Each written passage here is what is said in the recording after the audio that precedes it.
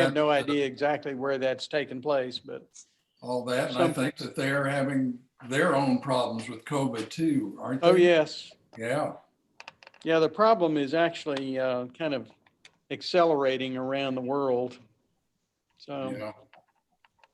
well, listen, let's go ahead and get started. It's a little after 2. There may be others that come and join us a little bit later. Once again, thank you for coming to the OLLI class and signing up for it. This is obviously not exactly how we intended to do it, but it's, I think it'll work okay. What I'm going to talk about today is the Friends of Gillespie County Country Schools, an organization here in Gillespie County that is preserving 12 of the 42 country schools that were present in Gillespie County. And we'll talk about why we had so many and how this came about. Unless there's something else that we need to take care of, Alice, do you have anything else that you need to tell us before we get started?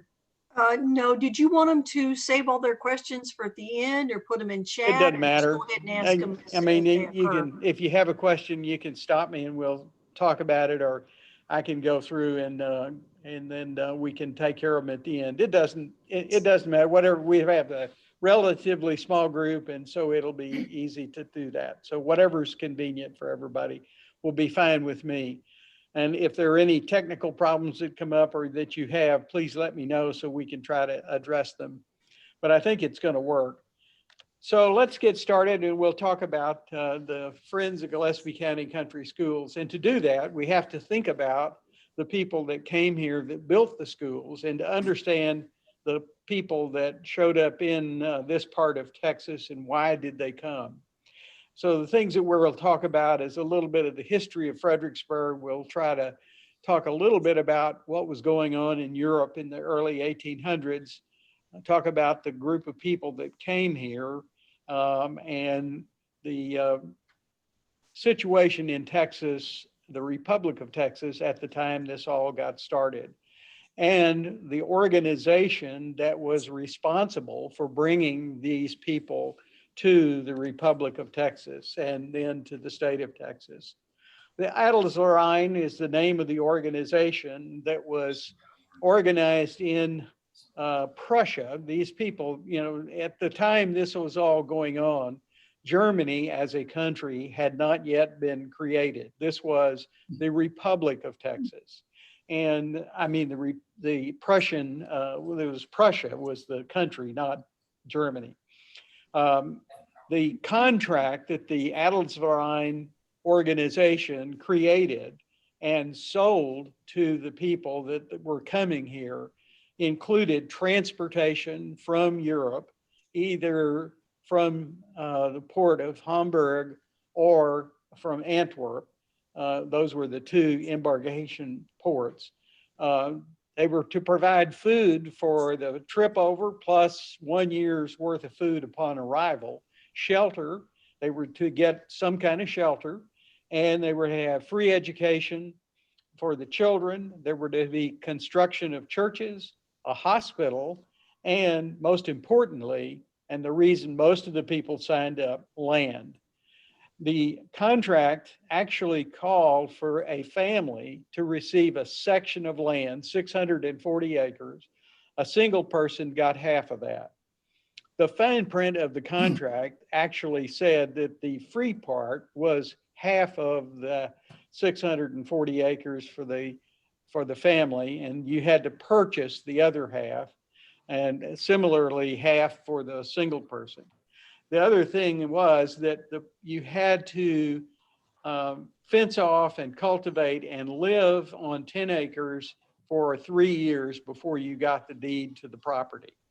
Now, interestingly enough, the Adelsverein was formed in 1842 for this purpose and it varies. The documentation isn't totally clear, but there was 40 noble men and 1 noble woman.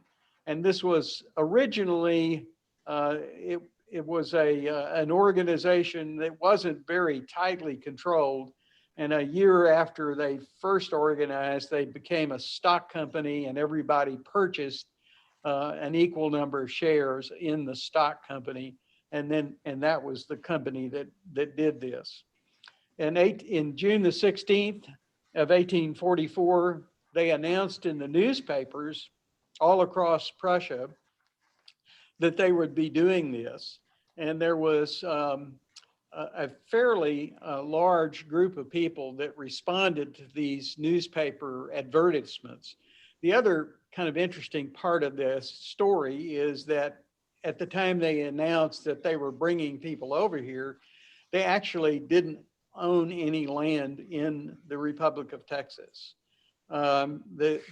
Like so many things, they had grand ideas, but they really didn't, as an organization, understand what they were doing.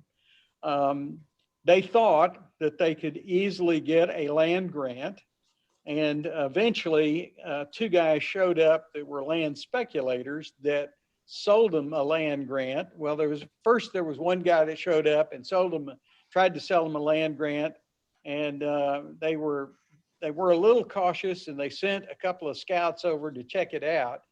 And ultimately decided that one was too small. It was a land grant to the west of San Antonio on the Medina River. And it was a very small tract of land. They ultimately were approached by Fisher and Miller, two speculators who had in their hands a free land grant they had gotten from the Republic of Texas, and they were selling it to the Atlas Rhine. The Atlas Rhine did not read the land grant very carefully because the land grant that they were buying was expired. And so it wasn't really any good to anybody. They ultimately got it extended for a year and a half, but that was not adequate to do anything. The Atlas Rhine when they began the process of sending people to the Republic of Texas, they chose Prince Solms, who was one of the he was a member of the Atlas Rhine, as made him the general counsel, sent him to Texas to take care of the responsibilities for the Atlas Rhine and the people that they were sending over. Prince Solms was really confronted with problems and challenges that he was really not capable of dealing with very well. But he was here to provide for the immigrants as they came, and they began sending them in 1845. In 1844 and late 1844. They arrived, I think it was in late November, early December 1844, down at a place that had been purchased by the Atlas Rhine called Indian Point on Matagorda Bay. Now, they also had an office that they created in Galveston because immigrants to the Republic of Texas had to come through Galveston to be signed into the country or to the Republic. And as a consequence of that, they had an office in Galveston, and they hired a man to run the office and to take care of the settlers.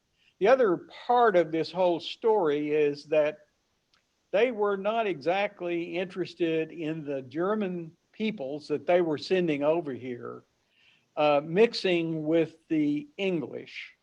And so what they wanted to do was to keep them isolated from the English by taking them from Galveston on shallower draft ships down to Matagorda, where they would be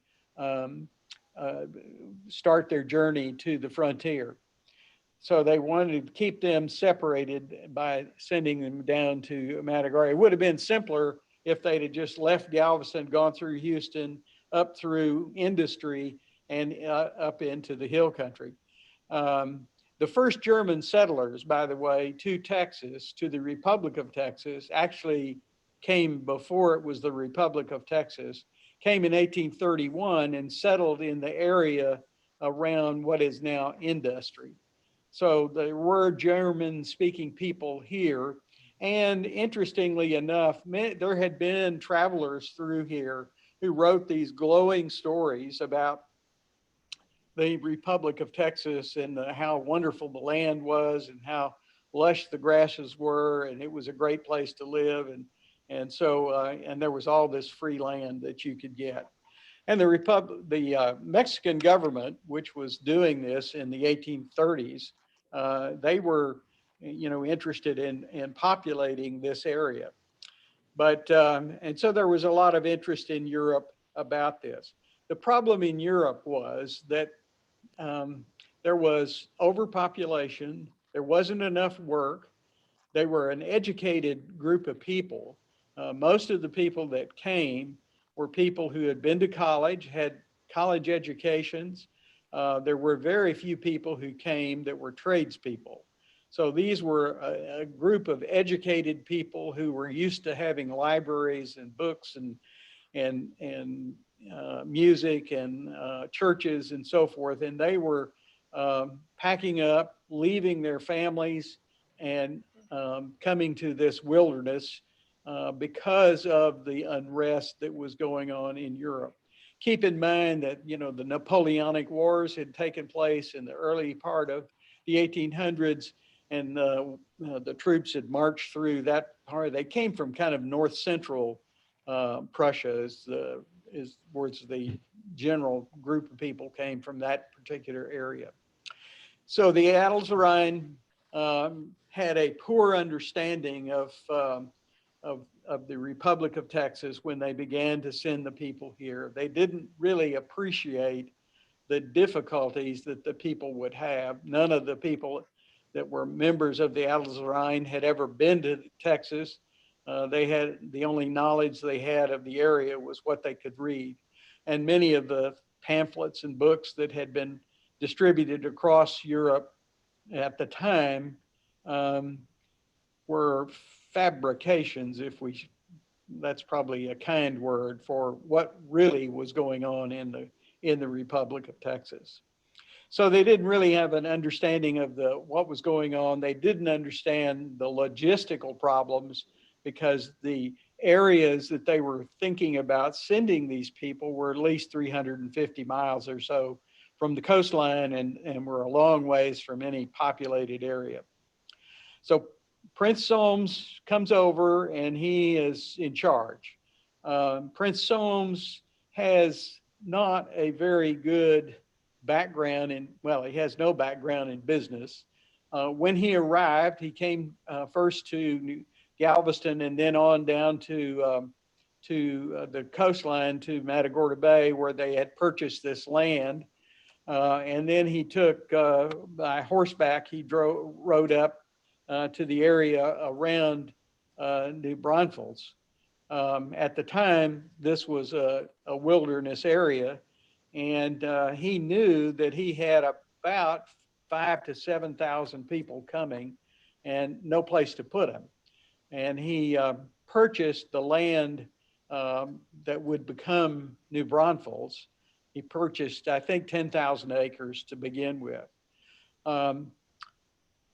As he did all of these things, he was not keeping track of the monies that he was spending.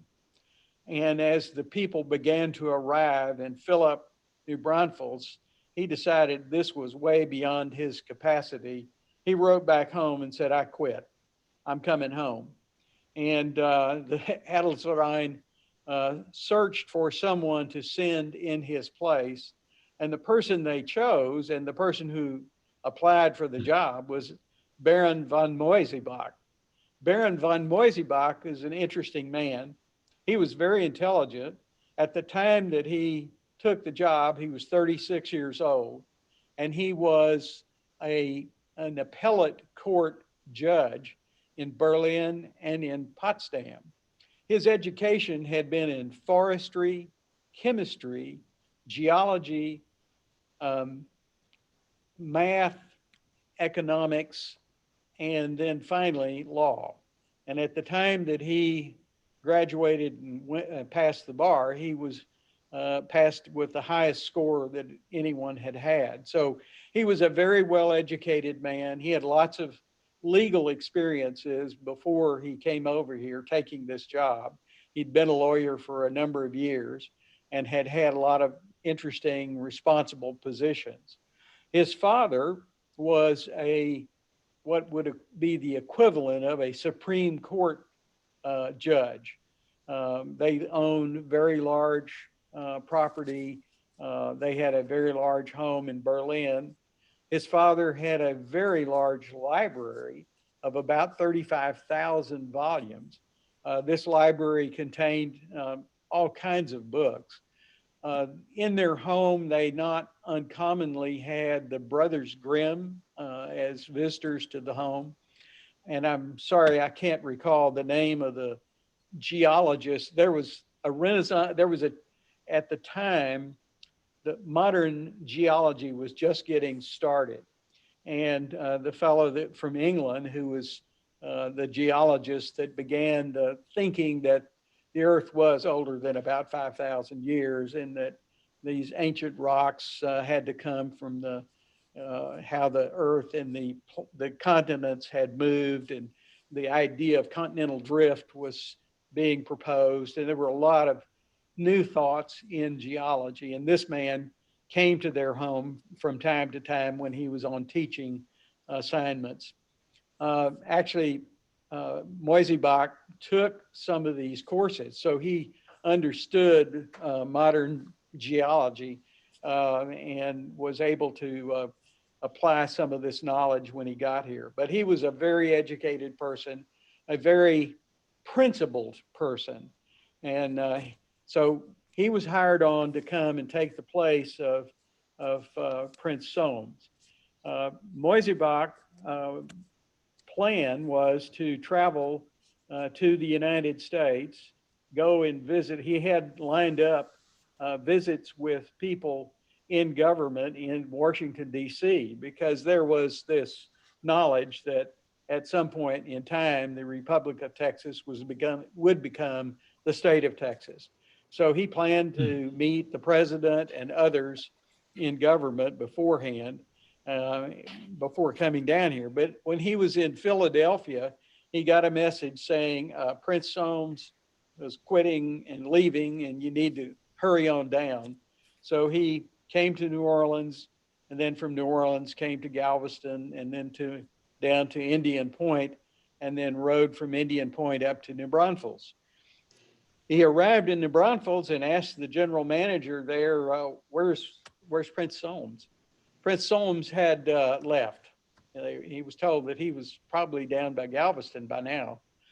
So the following morning, Moisebach climbed back on his horse and rode back to Houston and down to Galveston, and looking for Prince Soames to get the transfer of information. He needn't have hurried, because Prince Soames was in jail because the creditors had caught up with him and he hadn't paid his bills, and they weren't going to let him leave until some bills were paid. And unfortunately, Moisebach was faced with having to use all the money that he had brought with him. He brought about $10,000 or more that was given to him for the new settlers, but he had to use it to pay the creditors to get Prince Soames out of jail. Prince Soames promised to go home and send more money. That didn't happen. So poor old Moisebach was left with all these people arriving at Indian Point and New Braunfels filling up, and no money to buy food or take care of them. Prior to all of this, the year before the settlers were sent, in the expeditionary forces that the Atlas of Rhine had sent to Texas, two guys that came, a fellow by the name of Boys Waldorf and a Leininger. These two men came, looked the situation over, and wrote back home and said, don't send settlers. This is not going to work. But they did buy a tract of land down around LaGrange, and this was known as the Nassau Plantation. They purchased 17 slaves to run the plantation. They raised cotton, they raised corn, and they raised tobacco. These were cash crops that they said would be a good business to be in. But the Atlas Rhine had already committed to sending all these people. And so I think by the time all of this transpired, there was somewhere between 7,000 and 10,000 people who had paid approximately 200 somethings for the purpose of coming over here. That was the contract. The Atlas Rhine would provide all these services in for the sum of $200 for a family and 100 for, or 200, whatever the unit of money was at the time, and 100 for a single person.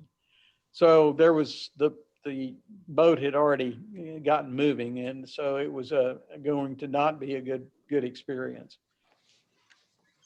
The settlement in New Braunfels was really overpopulated by the time that Moisey-Bach arrived. The Fisher-Miller land grant had not been examined at all by Prince Soames. He had planned to ride out there and look at it a couple of times, but had never gotten there.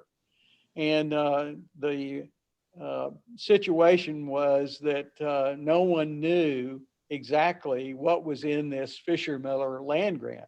And the land grant, Fisher-Miller land grant, was all of the land between the Llano River and the Colorado River, from where they join all the way west beyond the San Saba, approximately 3.5 to 4 million acres. So it was a very large chunk of land. One of the stipulations of the land grant was that they were to have that surveyed before any settlers arrived on the land. And the surveyors wanted $80,000 to do that job. And of course, they didn't have $80,000 to do that with. Nevertheless, Moisey-Bach rode out to this area somewhere around where Castell is today, crossed the Llano River into the land grant areas. And what he saw was large numbers of Comanche Indians. There were somewhere around 20,000 people in various camps around that area. And so as he rode back to New Braunfels, Moisey-Bach realized that that was not going to be practical to send these people there.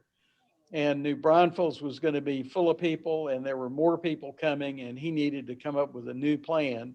And it just so happened he came down a trail that basically follows what is now Highway 16 from Llano to Fredericksburg.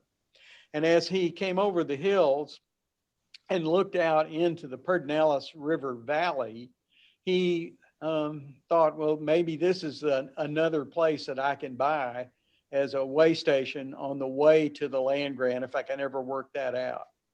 And so what he did was, after seeing it, he went and bought the land. The land grants, the Spanish land grants for this area were bought, and I don't and have not been able to discover how he managed to do that. But he used money that he didn't have by borrowing against the Nassau Plantation, using that as leverage with the banks to borrow money to buy the land grant.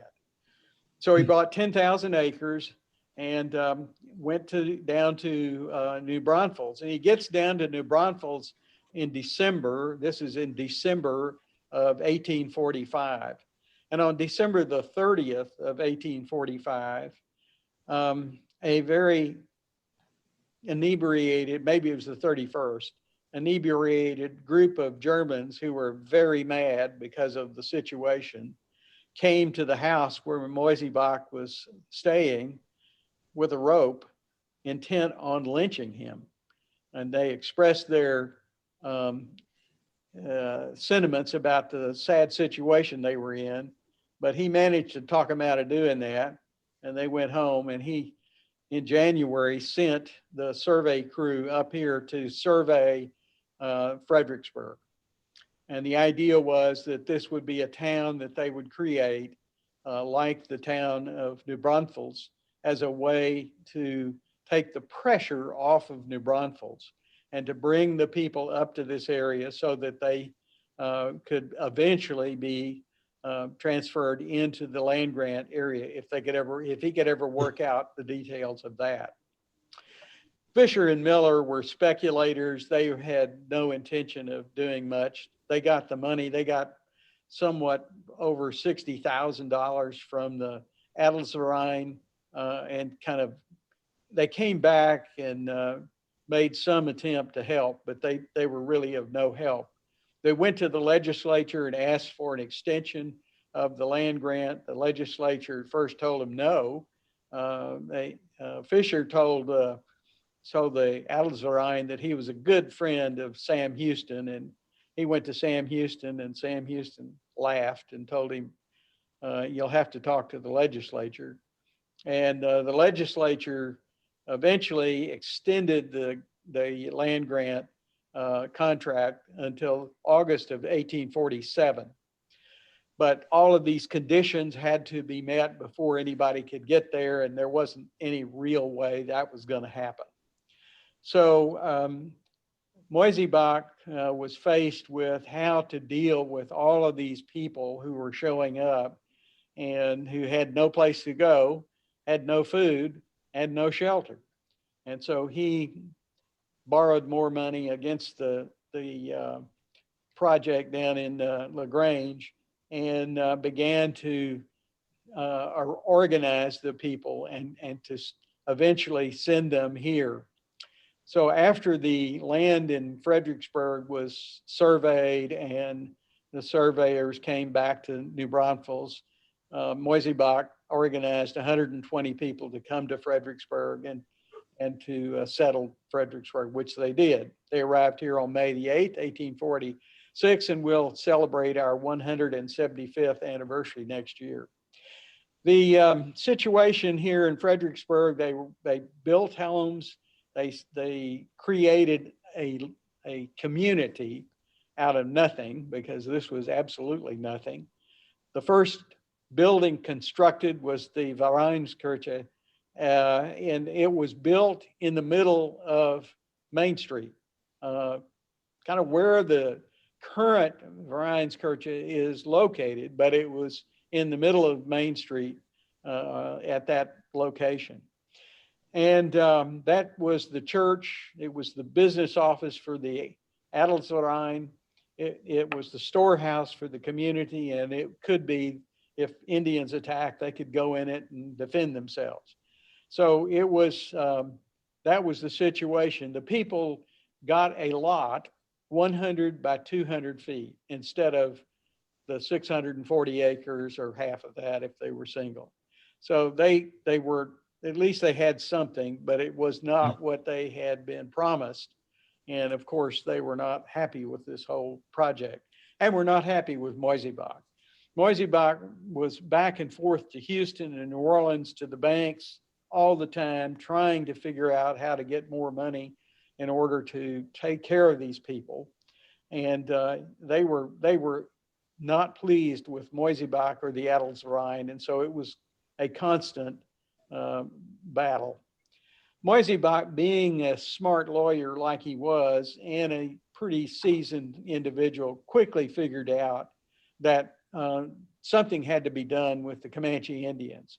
They were notorious for raiding, killing, and so forth, and stealing everything that wasn't nailed down. And so Moisebach went, after they got the settlement started, he went out with 3 other guys out to the Comanches to make a peace treaty, or to try to figure out how they could come up with something that would keep them from causing a problem. He carried 3 wagons full of about $3,000 worth of cloth, pots and pans, trinkets, all kinds of stuff. He met a Delaware Indian on the way out there. There was a number of people with him to begin with, which he sent back home after he met the Delaware Indian.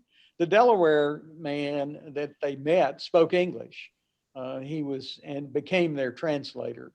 And he arranged for them to meet with about 10 or 15 of the chiefs of the Comanches that were camped in this area. They rode up when they arranged for the meeting. There were, I think, four, Moisey Bach and four other guys. And there was about 200 or 300 Indians. So what they did was they rode up on a hillside right above the Indians, and they fired their guns in the air. So the Indians would know their guns were unloaded.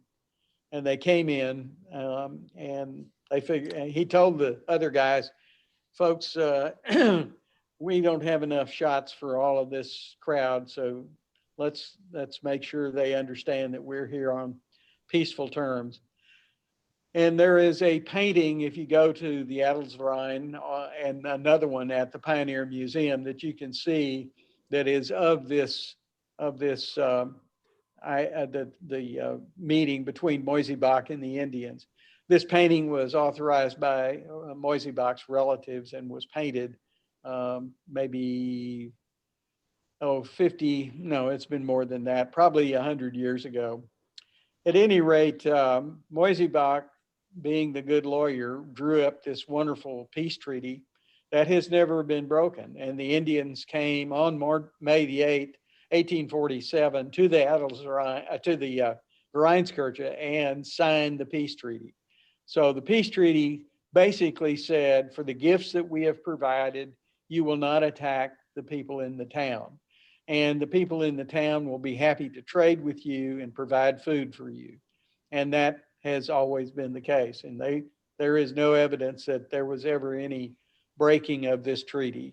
And even though the Indians did attack the settlers when they went out into the countryside and had farms and ranches away from town, but they didn't come into town and attack the town. Well, these educated people, it didn't take too long before they began to want to get land, and they moved out into the countryside. Probably the first country school was down at Lukenbox on Lower South Grape Creek. That probably, we don't know for absolute certain, but that is the one that we think was the first one. And if you go to that school today, the teacherage has within its walls the original building that was probably built sometime in early 1855. So the idea of having education started almost immediately. They had teachers that taught school in the Rhineskirche, and there's plenty of interesting stories about these teachers. The teachers, as they moved out into the countryside, they built numerous schools. The settlement itself survived probably because of the gold rush that happened in 1849, because Main Street is a trail heading west to El Paso and points to the west. So there were people coming through town, and as a consequence of that, the town had some economic velocity going on that kept it going. And then with the construction of Fort Martin Scott and federal monies that came into town as a consequence of salaries from the people that worked there, plus the selling of goods to the soldiers, the town survived. And that's really one of the amazing things. But as these people were moving out to the farms and ranches and building the communities out in the countryside in Gillespie County, the idea was that the kids shouldn't have to walk more than about 8 miles to school. So that's why we eventually had up to 42 independent school districts in Gillespie County. The teachers that taught at the schools taught all the grades. One teacher taught grades 1 through 8. That the teachers often stayed with a family, or the teachers lived in a little room at the school, and these became known as the teacherages. There was no wells. They just used cisterns. Heat was usually a big old wood stove, and the teacher had the students bring the wood in, and some of the older kids would come early and start the fire and warm up the building for a school.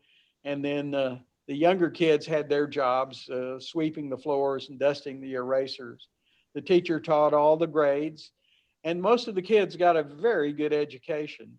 The interesting thing about the schools, if you look, we have all of the records, which is amazing. All of the records from every kid that went to the schools is preserved, and you can see the curriculum that was used. And most of the schools had a classic kind of curriculum. They took Latin and they took Greek and English and history and math, and it's a quite comprehensive education, I think. And when you look at the books, it's amazing the math that they were taking. Some of the schools taught algebra, but there was some calculus that was being taught in some of the schools. So they really got an amazing education. At the end of each school year, the school closing was a big deal, and the kids would put on a play. And the plays were always Shakespeare or something rather complex. But the kids and the parents would put on these plays. The parents would observe, and then in the evening, the parents would have a dance and a barbecue and German soda water and all that kind of stuff. But it was always an interesting experience at the close of school. Now, one of the ways they checked to see that the kids were getting a good education is the teachers would swap schools and test the kids. So a teacher from one school would come over and test the kids at another school at the end to see that the curriculum was being followed, which I think is kind of an interesting thing. So they got a rigorous education. Many of the kids went on to do amazing things. There are a lot of lawyers and doctors and people that did a lot of different kinds of things, as well as people who went to back to the farms and raised the crops and so forth. So it's really quite amazing the activities that took place with the kids that went through these schools. The schools flourished, and during the Depression years, the people around these schools helped each other survive the Depression. Butcher clubs were created, and they would, because of the rules at the time, you could butcher an animal and shared it with your family and the neighbors, and that was done quite commonly during Depression years. The schools continued. There was no electricity in the schools. That didn't happen in most of the schools. It didn't happen until after World War II. But in 1949, the state legislature, the Texas legislature, decided that the country schools were not giving the kids a good enough education, and that because of that, they were going to take these kids and send them into the bigger schools. And there was the school consolidation. It was the Gilmore-Aiken Act that took place in 1949. And as a consequence of that, the country schools in Gillespie County were being closed. But the schools were the focal point for these communities. And this is all about community. And the people that lived around these schools they had their community clubs, they had barbecues and things at the schools, and there were a lot of interest in using these facilities. So after the schools were closed, the organizations around each of these schools had to figure out some way to keep this going. Now, a number of the schools, as it turned out, a number of the schools in the codicils that deeded the property for the school to the school district, the donors all the schools the properties were donated. And the properties had some of them had codicils in the deed that said, if you quit teaching school here, then the property reverts back to the landowner that donated the land. So in 1949, when all this took place, some of these properties went back to the heirs of these original landowners that donated the property. And those that did not, they managed to come up with a contract with the school district so that they could continue to use the schools for these community clubs. But in 1999, the school district was needing money. And so they considered selling these properties. There were, at the time, I think, 14 properties. And the school district planned to sell them as surplus property. But the people were not happy with that idea. And so begins the story, the amazing story of the Friends of Gillespie County Country Schools. Because all these folks that had been using these schools for these community clubs did not wish to see their school properties being sold. And so they said, well, how can we not have that happen? Well, the school district said the law at the time says that the only way we can dispose of this is to sell it for fair market value. Well, these people couldn't afford the fair market value for the properties. And they said, well, can we rent them or lease them? Well, we can only lease them for fair market value. And they said, well, if we make a 501c3, can you do that? And the answer was no. The law did not permit that. Well, how do we fix the law? Well, you have to change the Constitution of the state of Texas. And they said, okay, no problem, we'll fix it. And so this organization was formed. There were about 500 citizens in the original group. And I will say mostly these were school teachers and their husbands that were involved in this, and other community people. But the leadership primarily were a group of school teachers. And they figured out that what they had to do was to get the state senator and the representative, Senator Wentworth and Representative Hildebrand, to write a bill that would get passed through the legislature, and then this would be put on the November election referendum to change the Constitution, allowing the school districts across the state to transfer property, surplus properties, to another governmental entity, and in our case, the county, in order for the county to be able to lease the properties. And so that is the amazing story. Proposition 13 was on the ballot, and it passed with like 95% of the voters casting in the affirmative. So it was amazing that they were able to do this. And it was this group of very active citizens. Prior to the election, the time of the ballot referendum, they went around the counties around here and the various other places, participating in parades and county fairs with their wagon full of information, and did all of these things to promote this ballot referendum. Once this was accomplished, the 12 schools ultimately became part of the Friends. The Friends is a 501c3 organization that is the umbrella organization. Each school has its own group that is responsible for that particular school. And so the Friends organization, though, is the primary organization.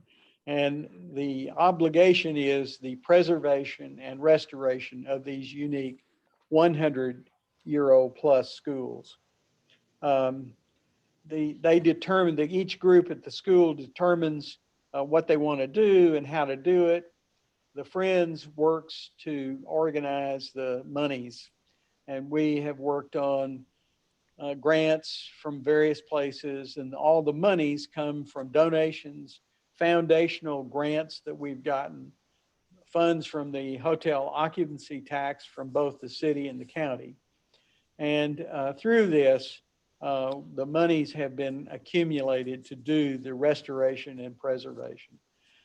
We tried to begin with to get a grant to get the Texas Tech Architecture Department that has a division.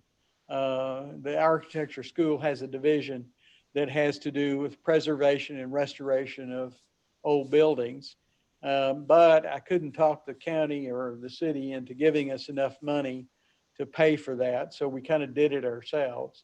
And along with the Texas Historical Commission, we worked first to get all of the schools designated as a historical site, a registered historical site. Some of the buildings have a Texas historical marker and have that designation. But we did all those things. We got the architecture program. I mean, we did a strategic architectural plan and began the restoration process. What I want to do now is I want to show you a little movie that we did recently. We've done two. Roy helped me do one. And then this is the new one is one we did last year. And this will help you to see what we've done.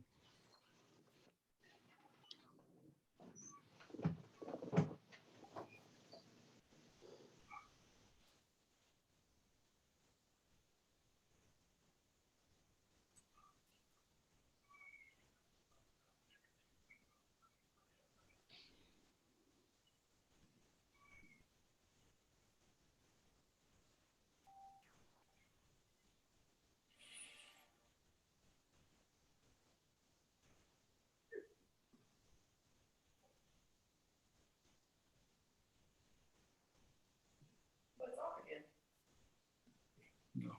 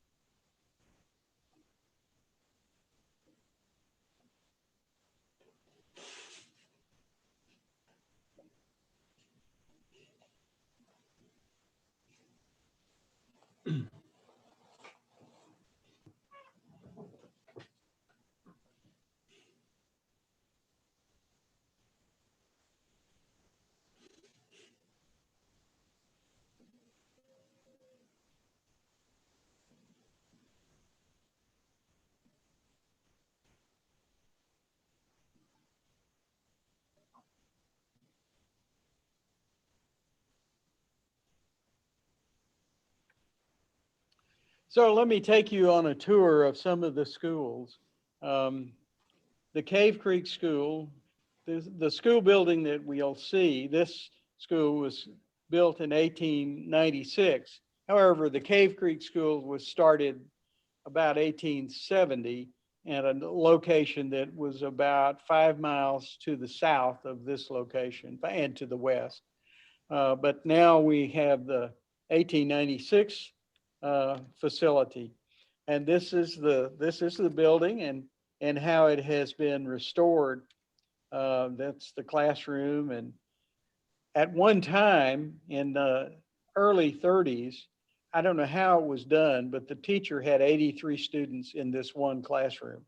Now, I think they probably did it in shifts, but I'm not certain of that. I can't find, I've looked at the record and it doesn't explain how they managed to do that. The pavilion that you see here was what was used for the end of school activities, and the stage up there is where the kids put on their plays. Now, originally the stage had a curtain that could be raised and lowered, and the curtain, we saw examples of the curtain, and we'll see that later on. Every one of the schools had a curtain, and we have all of the curtains. We don't have the one for Cave Creek. We don't know what happened to it, but we have most of the rest of them. And we had one at Willis City that we had the Art Guild here in town helped us to preserve it under the instruction of a lady from San Antonio that is a preservationist who came and supervised how they did that. So that was kind of fun. But the stage is where the plays would take place. And originally this was a dirt floor out here, and later they poured some concrete. And this pavilion is now used for all kinds of activities. We have weddings. We have some curtains that go around the outside. So if it's inclement weather, we can hang the curtains up. They're big oil skin, they're canvas curtains that will keep the place dry and warm in the wintertime. One of the things that is done at the Cave Creek School is that part of the Texas Parks and Wildlife Youth Hunt Program is carried out in the Cave Creek area. And we have several hundred kids that come out and camp on the property with their adult sponsors. And they utilize this every year for the Texas Youth Hunt. There are the restrooms that we built. You know, in the beginning, the only restrooms were outhouses, and that was not going to work for the future. So eventually we arranged to get money to build these things, and all the schools now have decent restrooms that are ADA compatible. This is a Eagle Scout project, and what that really is a blind for watching the birds. And down below that blind is a watering station for wildlife and for the birds. And so you can go and stand there and look down at the watering station and see the birds and animals that come to that. Now, we got money for that wildlife watering station by getting a grant from the LCRA, and the grants, the year they were giving the grant out, the purpose they wanted it used for was for rainwater collections and solar energy use.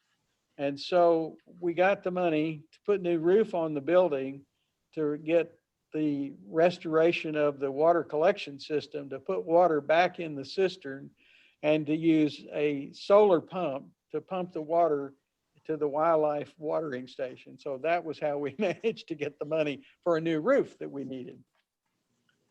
And there's the pavilion, and every one of these schools has a wonderful barbecue pit, and that's our barbecue pit at Cave Creek. Lower South Great Creek is located there on 290 across from 4.0 Cellars. And you can see that building. It's a beautiful schoolhouse. It was initially, this was part of the Lukenbox School District. But as the kids and people, as they moved further to the north along Lower South Grape Creek, they built several different school buildings, and finally this one.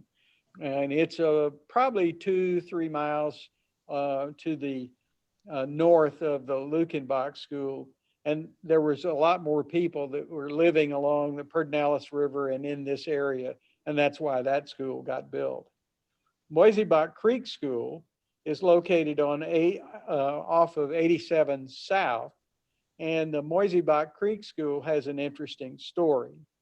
Long before segregation and integration were issues, Gillespie County had an integrated school system.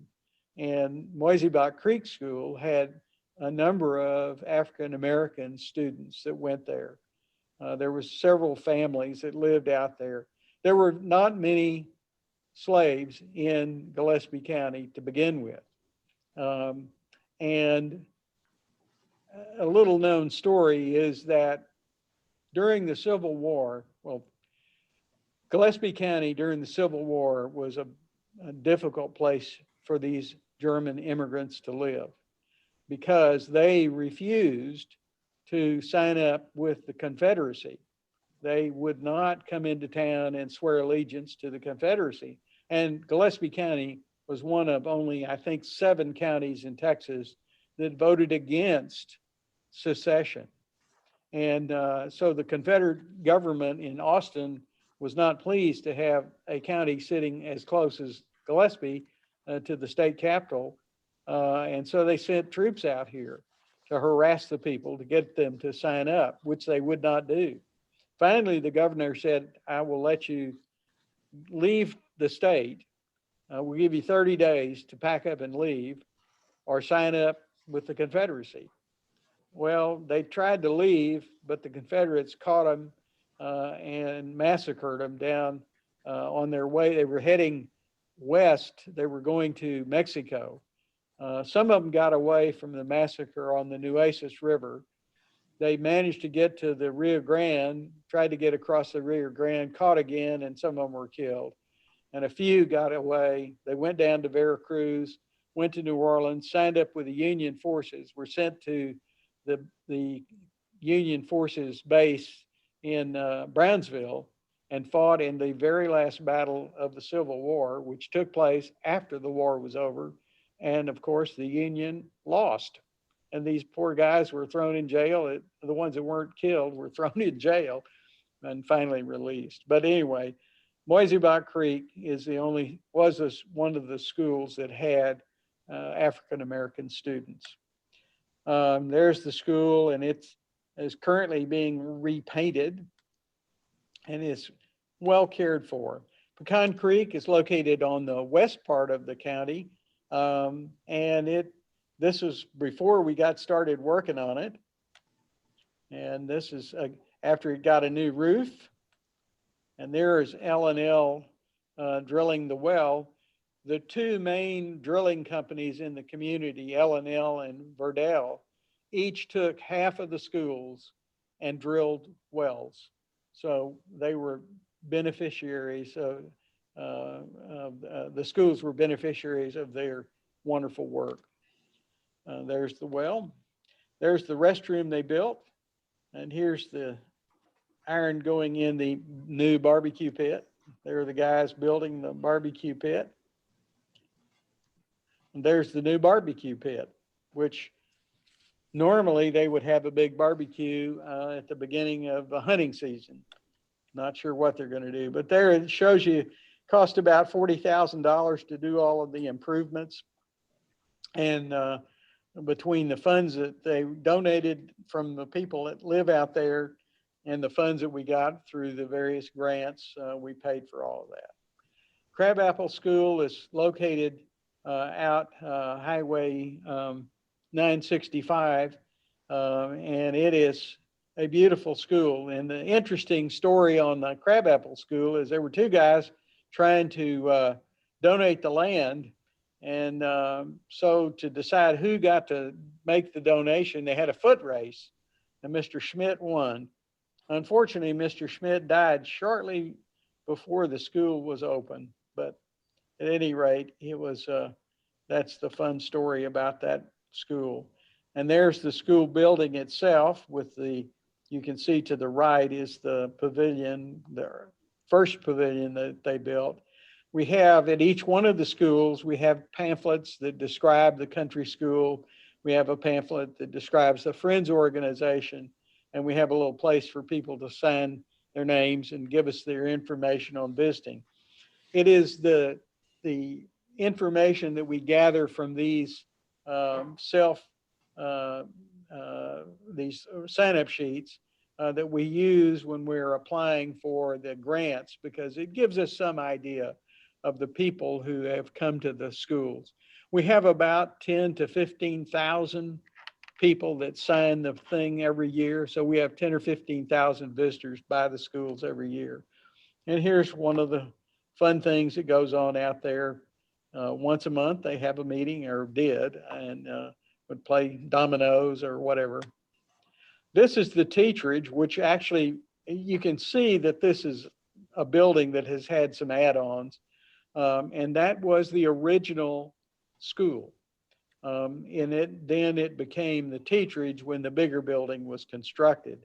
And we've gotten monies to work on that, and that's a part of the construction or the restoration project. That's what it looked like. There's the difficulty that was present with the inside of it. There's repointing that area. And this little add-on building was put on in probably around 1918, 1920, somewhere in that area. And that was the post office.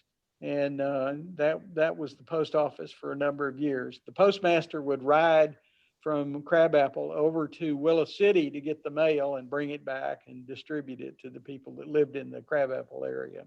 And as you look at that, if you look at the rock building, you can see prior to the add-on, you can see that there was a staircase that went up to that door up there.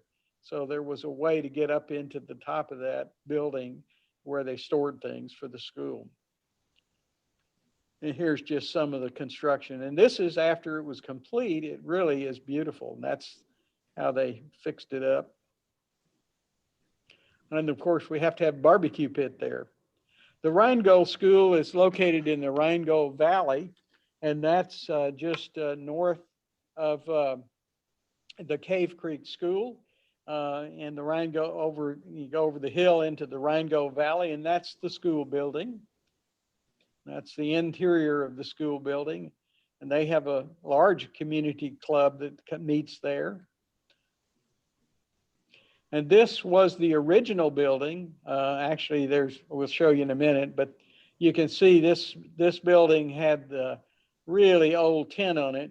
And probably about 8 years ago, we had a hailstorm, and the hailstones went through the tin. They were big enough. They were about grapefruit size, and they went through the tin. So we got new roof, and it needed a lot of work. And as you look at this and you see that, you can see that now we've taken and worked on it and taken all the old boards off and repointed all the rocks and fixed it all up. And now we have a new concrete floor that's in there. This is a picture I took just the other day. We've not finished the restoration project here, but we're moving on it. We have all the money to do it. It was 5 phases to do this.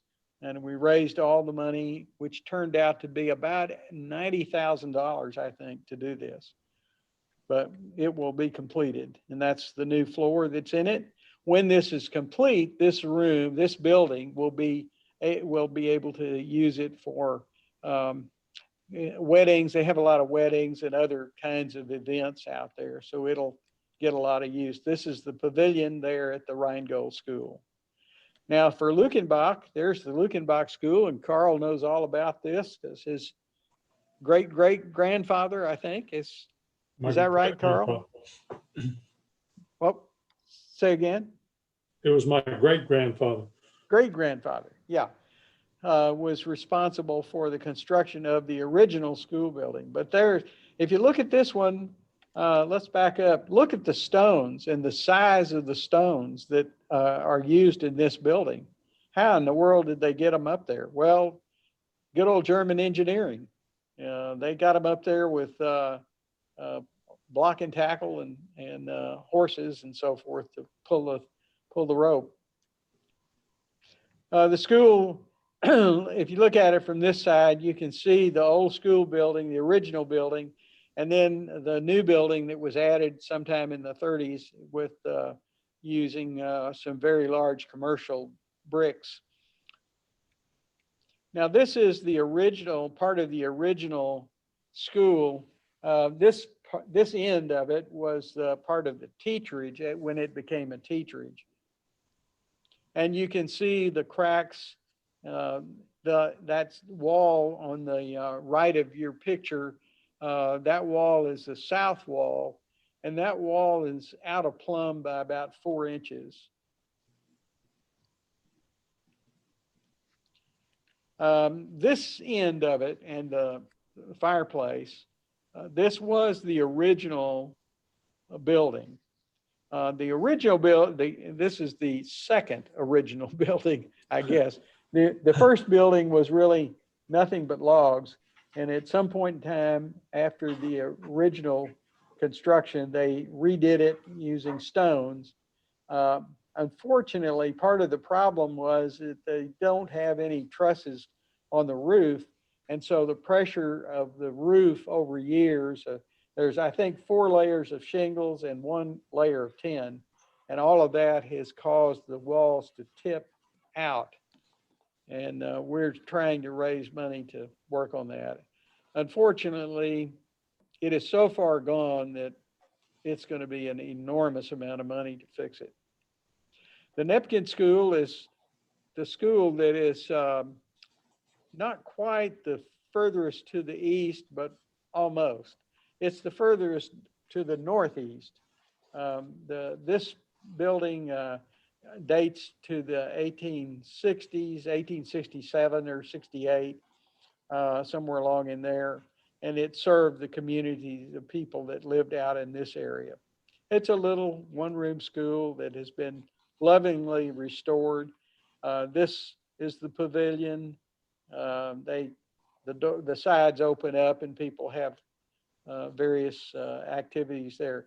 The large black tank in the back is a rainwater collection tank, and it has on it a connection for the fire department, so that should the fire department need water in that area, they can go to that tank and collect water for the truck. They prefer this kind of water than trying to get water out of a tank, because the tanks, we went around the county at one time and put a lot of dry standpipes in the tanks. But the problem with that is a lot of dirt gets in the water. And when that happens, it causes trouble with the impellers on the pumps on the trucks and chews them up. And so to prevent that from happening, they prefer to go to these tanks. So when we were getting money to fix the roof, in order to be able to replace the water in the cistern, in order to make the wildlife watering station work, we also added in the documents that we would utilize the excess water for fire department. So that's how we got that. The Reedy School is not far from the airport. It also, pardon me, dates back to the 1850s. And it's a small little one-room school that used to have a beautiful tree over there to the side of the building, but the tree, of course, has died and we had to cut it down. But that's the Reedy School. The good news here is the Reedy School is right by the airport. So on the 4th of July, if you want to go see the fireworks, go visit the people at the Reedy School and you can watch the fireworks right there. They always have some kind of a barbecue or something, and then everybody comes and brings their chairs and sits out and watches the fireworks. And of course, this is the replica of the Vereinskirche.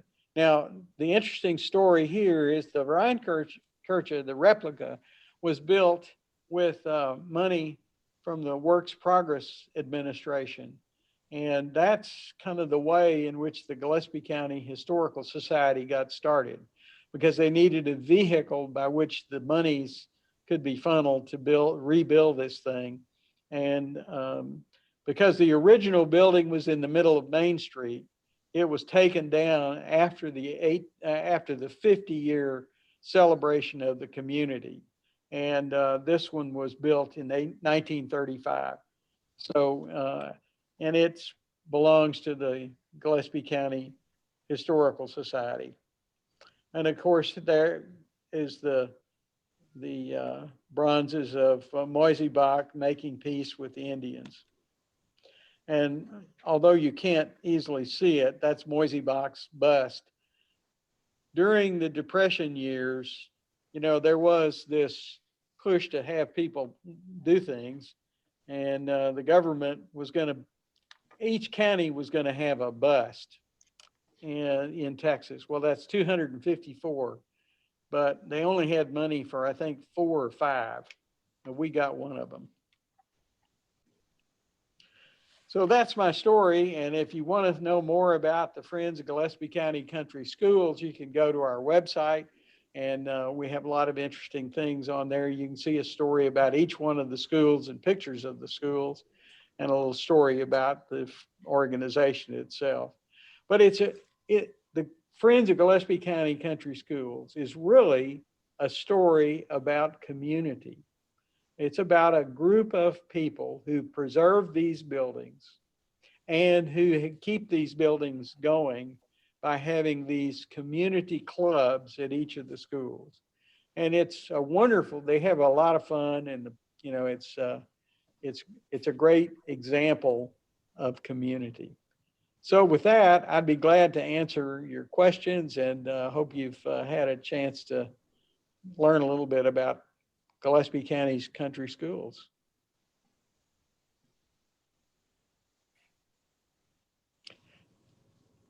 If you go to the website, there is another movie that's on there that Roy and I made. Gosh, it's been probably 10 or 15 years ago. And it shows the buildings before we did much of the restoration. So it's a way to kind of see what we started off with. There had been very little or no maintenance done on the buildings prior to the organization getting them and becoming responsible for the restoration and preservation.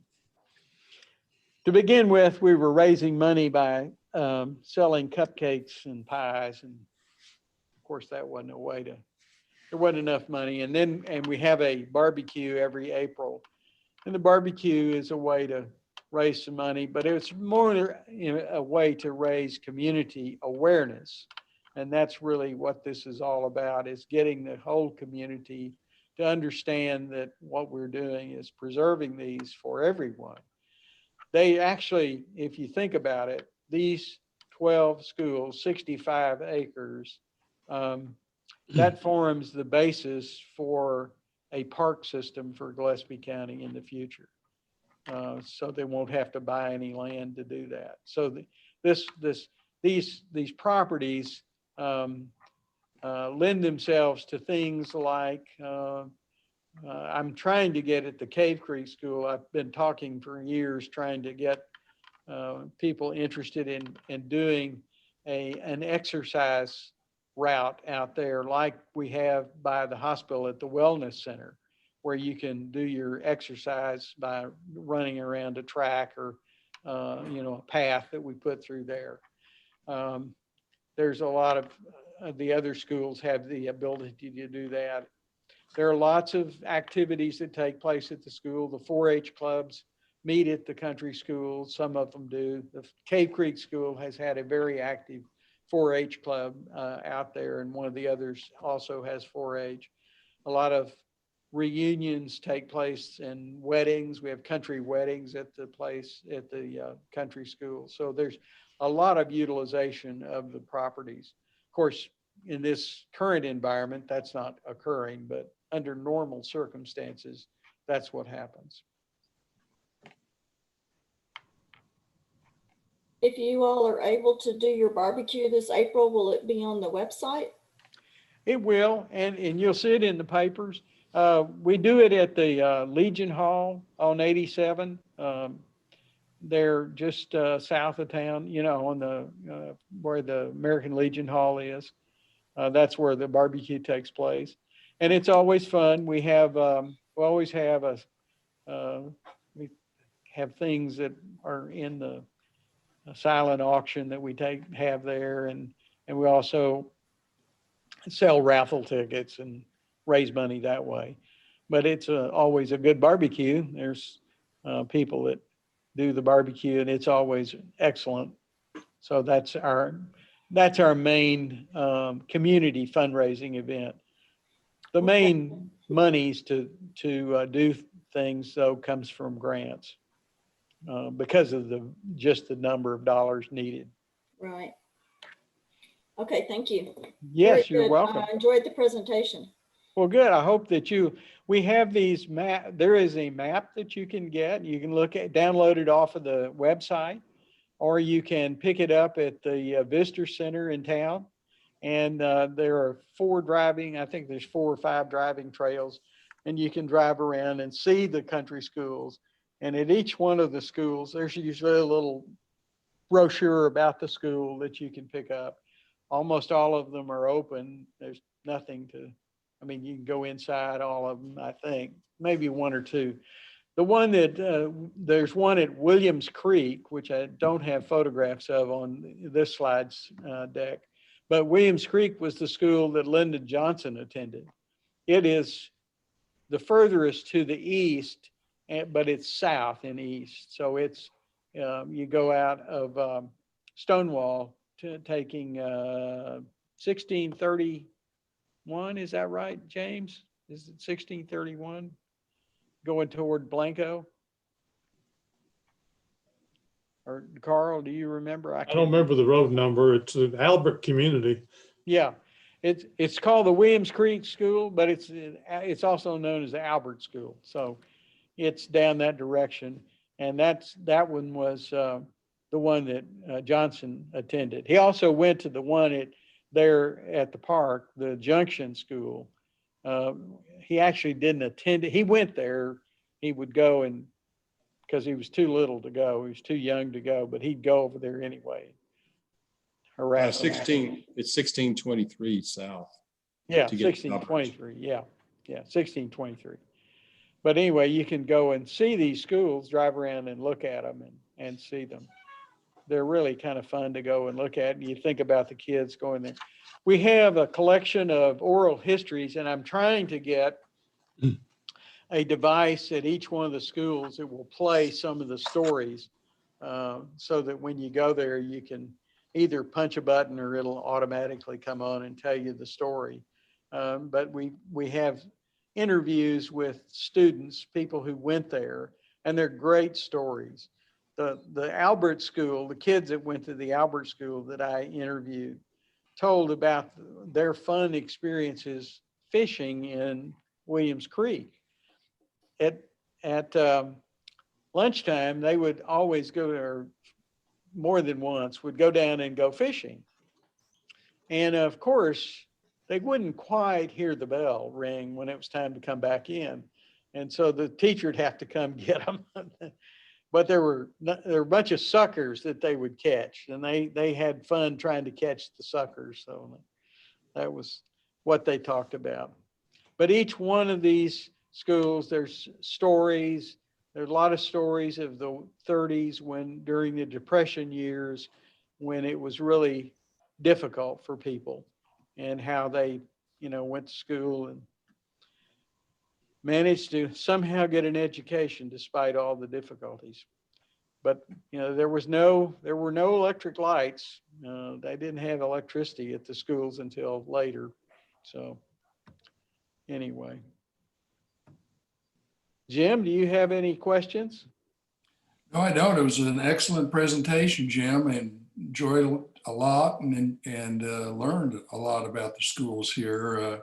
My wife and I both attended one-room country schools back in Southwest Missouri, and enjoyed our experiences there.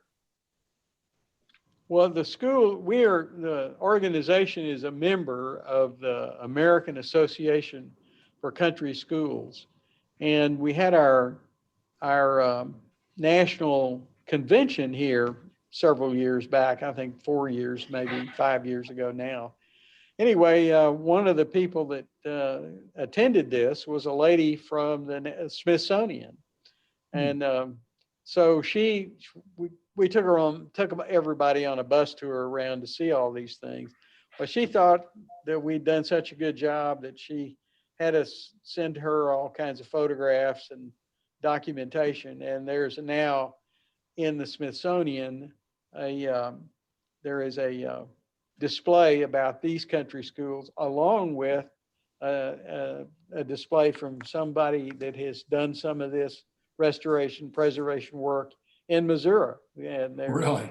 so there's a country school, several country schools that were in this same exhibit. We here in Gillespie County, these 12 schools are the largest single group of country schools preserved in the United States. So there are plenty of these schools are around, but it's, one school here and one school there. But this is the largest single group of them. And we get calls from people all over the country wanting to know, how did we do this? Well, it's just the good Germans who worked hard to preserve it. So it's kind of fun. Roy was with me when we did a lot of the photographs for the original movie, and Roy did a lot of the work to make the original movie. So I thank him for all of his hard work.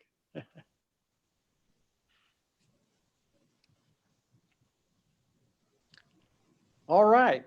Well, listen, thanks for coming, and we appreciate you looking at this, and come and see us, and come see the schools whenever you have a chance.